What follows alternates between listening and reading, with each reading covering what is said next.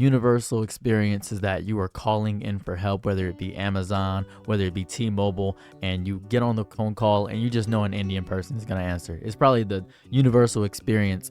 That universal thing that's going to happen is an Indian man named Dedic.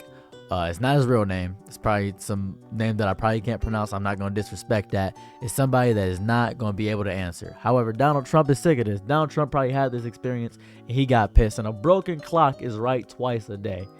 Donald Trump is planning to get rid of the outsourcing that is happening with Indian jobs, or more so when tech companies will give a job to India. Firstly, I want to point this out. He is destroying the relationship that we have with India. There is such a tender, loving relationship that we have. It's almost expected. It's as a joke and a bit at this point, but we know they're doing it to save money. They save about, They save about 70% operational costs. Yeah, 70% operational costs by outsourcing to India. 70% is saved by outsourcing to India. So there's no big hoopla about the whole thing. They save money. It is a known fact in the tech industry is what happens. And we've all had that experience. 1 o'clock in the morning. There's no way anybody's possibly up there. They say they have 24/7 customer service. So you say, okay, all right. You put 1, put 2, put 3, put 2 again, so you can finally get to a real human. They get to an automated voice. Automated voice, significantly worse. I'd rather have a real person than an automated voice. Then you get that person. Hello, my name is Samantha, but in a very thick, heavy Indian accent. And you know her name is not Samantha. You know for a fact. You don't want to seem racist. So you say, hello, Samantha. You don't say, what's your real name? You say, hello, Samantha. I'm having an issue with something going on in my house. And then she says, give me 1 second. And she says in a very thick Indian accent, you probably can't understand it because not because it's a thick Indian accent, because it's so far across the world that you're getting the worst reception possible. It's probably morning time for her, something of that variety. Who knows? But you're just experiencing even more rage, so you're upset.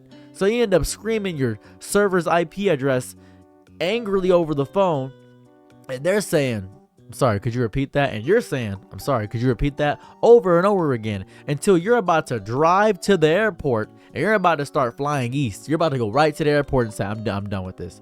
I'm done with this. It's not even about the individuals on the other end. I'm sure they're brilliant. Overworked people just trying to feed their families. I think it's about the system in itself. The brutal, soul-crushing system that forced them to follow a script so rigid, so utterly devoid of critical thought that asking a question outside of the pre-approved flowchart causes total system failure on their end, so they don't know what to do. You'll discover a problem that's clearly maybe a failed server node, something of that variety, and they'll ask if, are you turning it on and off again? Did you try putting it in rice? Is that what's going on? And you're standing in a burning building screaming for a fire hose. That's what's happening there. And they're reading from a manual on how to fix a leaky faucet. That is the absolute most infuriating part, is the corporate gaslighting that follows after we bring this up. When their solution inevitability makes things worse and you've lost 8 hours of productivity. The higher ups don't blame the disastrous cost-cutting measures. They blame you for, you should have managed the vendor relationship effectively. It's, oh my God, it's so agitating. I will admit, we do need more jobs in here. Specifically, I thought that would be the most obvious way to get more jobs in, to cut all the outsourcing out to India and other companies and that variety. I'm not sure how much it does for the Indian economy, but I do know that there is a crazy amount of Indian scammers that have gotten my grandma like 27 times. I know that. I watch those scammer catch videos a lot of the time. 9 times out of 10, it is just an Indian company, and I don't know why it is. I don't know what's going on. It is stupid. It is dumb. It is absolutely infuriating. It's disgusting. What kills me, right? I will have an experience with one of these people, and it's the sheer grinding frustration of trying to convey urgency to a tech culture that has been explicitly trained to remain placid and polite at all costs. When I say the website is on fire and we are losing $1,000 a minute, I need to hear panic. I need to hear running. I don't need a calm, soothing voice telling me, please do not worrying, sir. We are escalating the ticket. I remember I heard that one time, that please be do not worrying. Do not worry. I will worry. I will very, very much. It's I think about, and this is such a obvious thing for me to actively have the outsourcing be destroyed. It seems like the easiest way to get more jobs into the US is to make more tech jobs or make more customer service jobs actively available that just seems to be the smartest thing. It seems to be smart. It's disgusting. I hate it because they would give jobs away for nothing. And this is probably the best thing about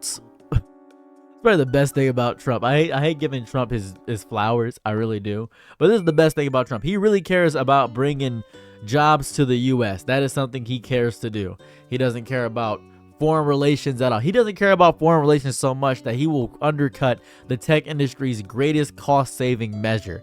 And all the extra money, it just goes right to the CEO. It just goes right to the higher ups and the tops of the bracket. It just goes right to the CEO. And that's the most agitating part of it all, is the fact that we are seeing the money. We know where it goes. It's agitating. It destroys me. It makes me so pissed that this happens over and over and over and over again. It's disgusting. And I just get the same script over and over again. And this is just a little fun aside here. A little fun aside. I lost my previous job. I used to work in Toledo, Ohio at a company called Buckeye Cable System. I lost that job and I was very confused. I didn't know why I lost the job at first. So I lost my job and I lost my free internet because I worked at an internet company and they give you free internet. They give you an employee discounted rate, which is about $20. Pretty free internet. Regular internet costs about $200. So it's a big difference, big jump. I lost my job. I was angry. The reason I lost my job was because they cut my entire department. Imagine cutting 78 workers in a place that has about 300 workers. It's a big cut. I didn't know what was going on. First work cut I ever experienced in my entire life was me working at that cable company. I worked in customer service. I was very angry. They let me go because they outsourced the jobs to India. They specifically said that. They said, we're outsourcing so we can save, I believe it was $20 million a year. And they expected me to clap for that. They said, well, you understand, right? No, I don't actually. I don't understand. I'm getting paid $15 an hour, which is not enough to live in this economy. I'm not going to lie to you. And now I just lost my job because you cut my entire department. Why did you cut my entire department? And they said, well, we got to save some money. We got to cut corners.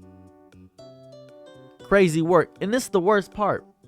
The cable company, Buckeye, is known for being local. That's the part that agitates me the most. They're known for being local. And when you outsource and you keep the same, you increase the prices and outsource. The prices were so high because it was local. Now it's not local anymore. This is so agitating. But I'm going to give Trump his flowers. Hopefully he can get some jobs back into the U.S. I will give him this one thing. I'm your Nick and night, be my Laura. Slow. Ooh, happy to try what you need. Your world, I love to live in it. Ooh, I love the ride when you're free.